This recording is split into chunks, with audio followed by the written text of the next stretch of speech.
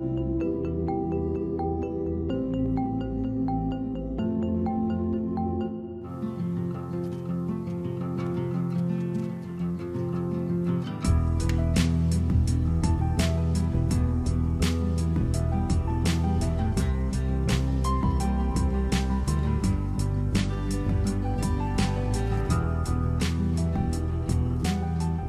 à tous et bienvenue dans Voyons voir. Dans ce numéro, direction l'Isère, c'est au cœur du parc naturel du Vercors que nous allons plonger dans la roche souterraine à la découverte des grottes.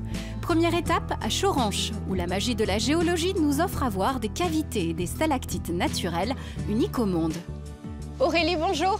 Bonjour. Merci beaucoup de nous accueillir. On va faire une visite incroyable ce matin, celle de la grotte Choranche. Alors, on voit que le paysage autour de nous est sublime. C'est un parc naturel régional. Lequel? Où est-ce que nous sommes? La grotte de Choranche est donc au cœur du parc régional naturel du Vercors, à la limite entre l'Isère et la Drôme. Voilà. Au niveau de cette grotte, alors, on va faire un petit point d'histoire. Quand est-ce qu'elle a été découverte et de quelle façon surtout? Alors, la grotte de Choranche a été découverte par les habitants du village du Choranche, juste en dessous, en 1871. Donc, à l'échelle de l'histoire, finalement, c'est assez récent. Cette année-là, ils font face à une sécheresse sans précédent. Ils décident de remonter le cours d'eau qu'ils ont l'habitude d'utiliser. Ils arrivent ici, ils enlèvent quelques pierres à un éboulis, ils rentrent dans une salle de 20 mètres de diamètre. Voilà, c'est la découverte de la grotte de Choranche. Effectivement, quand on rentre, il y a un effet waouh. Alors, à quoi faut-il s'attendre quand on vient ici pour visiter la grotte? Alors déjà, c'est une grotte, mais les volumes sont immenses. On a des pièces de 50 mètres de diamètre, 30 mètres de haut, donc voilà, on ne se sent pas du tout étouffé. Et effectivement, la mise en lumière, les volumes, les concrétions font que c'est très impressionnant et très surprenant la première fois qu'on découvre ce lieu. Quelles sont les particularités de cette grotte? Parce que c'est vrai que dans la région Auvergne-Rhône-Alpes, on a la chance d'en avoir beaucoup, dont certaines célèbres, grâce notamment aux hommes préhistoriques, parce qu'elles les ont décorées.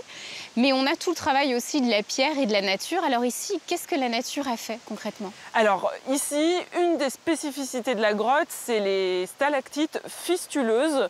Donc ce sont des pailles de calcite très fines, d'à peine quelques millimètres, très creuses, parce que les gouttes ont déposé un tout petit anneau de calcite, voilà. Et ici, la spécificité, c'est vraiment que nous en avons des milliers, dont la plus longue qui fait 3,20 mètres et qui est estimée à plus de 6000 ans malgré la fragilité de ces stalactites. Alors quel est le rôle de la médiation ici de votre équipe quand on nous emmène en visite? C'est pas simplement que de la pierre à regarder. Qu'est-ce que vous essayez de faire ressortir dans cette expérience de la visite de la grotte de Choranche?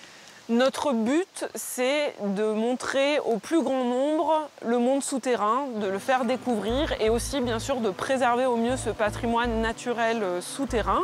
Donc, nous proposons uniquement des visites guidées d'1 heure pour plusieurs raisons, pour avoir l'histoire de la grotte, pour avoir des informations géologiques, pour pouvoir poser des questions et voilà, vraiment avoir une belle interprétation de ce lieu. Est-ce qu'on peut revenir sur les journées internationales des grottes? De nombreuses animations ont été mises en place et notamment pour un public particulier, oui, à laquelle on ne pense pas forcément, mais eux aussi ont eu le droit d'accéder à une grotte. Alors parlez-nous de ce public. Tout à fait. L'association Anécat, qui regroupe une 60aine de grottes aménagées en France, chaque année propose une journée exceptionnelle et cette année, le thème a été « Donner accès aux grottes aux déficients visuels ». Voilà. Donc nous, on s'est beaucoup questionné. On a fait un partenariat avec le comité Isère de l'association Valentin à Huy. Ils nous ont accompagnés dans la grotte et on a adapté nos visites pour que les déficients visuels puissent visiter la grotte de Choranche. Donc on s'est intéressé aux autres sens, à l'ouïe, à ce qu'on ressent dans la grotte. Exceptionnellement, on a proposé des objets à toucher. On a créé un plan en 3D de la grotte pour préparer sa visite. Donc voilà, ce fut de très belles journées pour nous. Alors, quel rendez-vous donner aux gens si on veut venir visiter cette grotte, vivre cette expérience? Qu'est-ce qu'il faut faire? Alors, la grotte de Choranche est ouverte toute l'année, ce qui est un peu exceptionnel. Beaucoup des grottes sont ouvertes d'avril à octobre, mais nous, on est ouvert toute l'année. Les temps forts, bien entendu, c'est les vacances scolaires, les vacances d'été. Pour les locaux, on conseille de venir sur les visites du matin qui sont un peu plus calmes. En ce moment, on fait la part belle aux scolaires, c'est les sorties scolaires, les classes vertes. On a beaucoup de visites de groupes organisés en autocar, etc. aussi. Et cette année, comme chaque année, on participera aux Journées du patrimoine en septembre avec des animations spécifiques dans la grotte. Voilà, mais pour l'heure, on en profite tout l'été. Merci beaucoup. On va continuer dans la vallée parce qu'il y a d'autres grottes à découvrir, d'autres joyaux ici dans le parc naturel du Vercors. Merci Aurélie. De rien, merci à vous. La grotte de Choranche est située à 1 heure de Grenoble et de Valence et 1h30 de Lyon. À noter que régulièrement, des visites spéciales pour les photographes amateurs sont aussi organisées. Le temps de rejoindre la grotte de Thaïs, située à 20 minutes en bas dans la vallée. Direction La Chartreuse, près de Chambéry, pour visiter les grottes de Saint-Christophe. Difficile d'imaginer qu'il y a 2000 ans, les Romains utilisaient ce chemin pour rejoindre Lyon. Aujourd'hui, ils séparent deux grottes, l'une toujours parcourue par les eaux, l'autre devenue sèche. Les glaciers sont arrivés, ont fondu, ont commencé à creuser leur lit de rivière. Donc ça s'est enfoncé, enfoncé, enfoncé. C'est arrivé sur le toit de la grotte qui a fini par s'écrouler. Donc là, nous marchons dans une ancienne grotte à ciel ouvert. Un effondrement qui a donc permis de mettre à jour des cavités autrefois inaccessibles. Cette grotte, elle continue de grandir parce qu'il y a encore de l'eau. Donc les concrétions, les stalactites, les stalagmites grandissent également. Mais ce n'est pas le fort de la grotte parce qu'il y a une petite spécificité, c'est que notre grotte est sujette à des crues. Ça s'inonde 2-3 fois dans l'année, donc là tout peut s'inonder jusqu'au plafond, jusqu'à ressortir à l'extérieur. Une fois que l'eau sort de la première grotte, elle va s'évacuer dans le canal, creusé par les Romains, et ce canal sert uniquement à évacuer l'eau de la grotte pour que la route reste sèche. Et elle s'évacuera ensuite dans la seconde grotte. 400 mètres séparent les deux grottes, une fois la grille ouverte. Changement de décor avec de grandes formes circulaires, des marmites de géants. La spécificité, c'est simplement que cette grotte n'est plus parcourue par l'eau, n'est plus utilisée par l'eau. Et en conséquent, elle n'évolue plus, elle ne se creuse plus. Et ce qui se voit tout de suite, c'est les concrétions, les dépôts de calcaire, les stalactites, les stalagmites, qui n'évoluent plus et qui sont même en train de se dégrader avec le vent, avec le gel en hiver. Et du coup, elles ont des formes très étranges. Deux grottes aux ambiances opposées, l'une qui évolue, l'autre morte, mais reliée à un passé commun sur un site qui allie histoire de la Terre et histoire des hommes. Nous sommes de retour dans le Vercors, au programme La découverte des grottes locales. Après celle de Choranche, c'est à celle de Thaïs que nous poursuivons notre exploration. Plus petite mais tout aussi mystérieuse, la grotte commence au pied du village de Saint-Nazaire en Royan. Laurent, bonjour. Bonjour. Merci beaucoup de nous accueillir à la grotte Thaïs, la deuxième. Alors effectivement, vous avez un joli terrain de jeu. On a visité Choranche, maintenant c'est Thaïs. Alors concrètement, quelles sont les différences qu'on peut noter entre les deux parce qu'elles sont bel et bien différentes? Peut-être le côté intimiste à Thaïs. On est dans une grotte avec ce petit labyrinthe, ce parcours où les choses se dévoilent petit à petit. Alors qu'à Choranche, c'est vrai que c'est tout de suite une immensité, une grande salle. Donc là, c'est plus l'aventure. Et puis les formes, c'est très labyrinthique avec ces roches déchiquetées. Pour les enfants, c'est vraiment un parcours de rêve. Ces petites touches de lumière. Alors c'est plus sensible, il faut être plus attentif, ça demande peut-être plus de travail dans la découverte. Le guide joue pleinement son rôle d'explication, de découverte. Et puis quelque part aussi c'est la mémoire, parce que c'est un lieu qui a été habité il y a 15 000 ans. Et de remarcher dans le pas de nos ancêtres, c'est toujours un petit peu prenant quand même.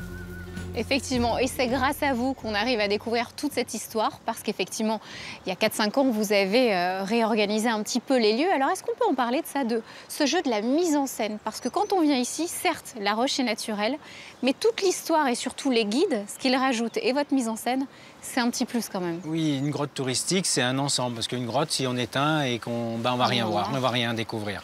Donc c'est une mise en scène au sens de la lumière, du choix des lumières, du choix des parcours. Un discours aussi, c'est important, parce que c'est pas la peine d'aller coller un discours, je sais pas quoi, promotionnel ou à la mode. Non, il s'agit d'expliquer ce produit, de voir quelles sont les particularités. Donc c'est pas un travail que j'ai fait tout seul, c'est un travail que j'ai fait avec mon équipe, en se basant aussi sur ce qui avait été fait avant, en corrigeant les points. Notamment, on a travaillé énormément sur la mise en lumière. On a travaillé aussi sur le nettoyage de la grotte.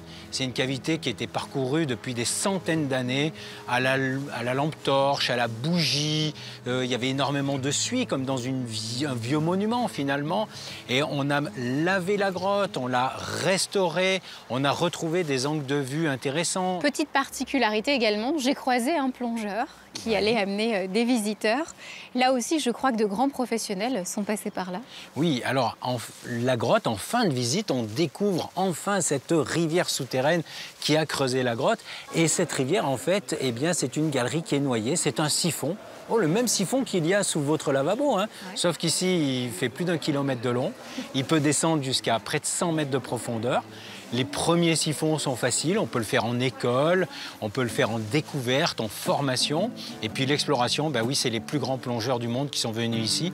On a la chance notamment d'avoir Xavier Meniscus, qui est un Drômois et qui vient de temps en temps ici essayer de continuer l'exploration.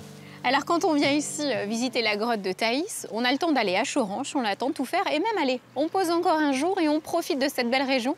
Et je crois même qu'ici, il y a un top départ pour une belle aventure aussi. Est-ce qu'on peut en parler de ces activités? Oui, on est au pied du lac de Saint-Nazaire-en-Royan, sur la rivière La Bourne, qui rejoint l'Isère, quelques centaines de mètres derrière nous. Et on fait naviguer un bateau à roues, un bateau promenade. C'est un bateau qui a été dessiné par un passionné, un prototype, le souvenir de ses vacances. Et ben, au fil de l'eau, tranquillement, à un rythme familial, on va découvrir les paysages, la faune, la flore, l'histoire de la rivière, l'agriculture. C'est un voyage d'1 heure qui nous conduit à un petit village en amont qui s'appelle La Saône.